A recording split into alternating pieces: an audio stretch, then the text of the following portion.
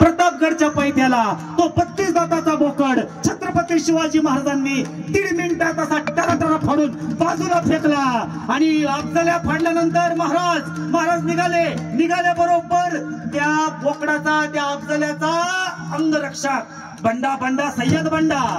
अरे अफजल खानाच्या अंगात काय ताकद होती, स्वतःच्या आतड्या महाराजांनी फाडलेल्या, स्वतःच्या बोटांनी स्वतःच्या पोटात कोंबल्या, झोकांड्या देत दिन या अल्लाह उसका फिर शिवा ने मेरी कत्ल की, उसे मारो उसे पकडो.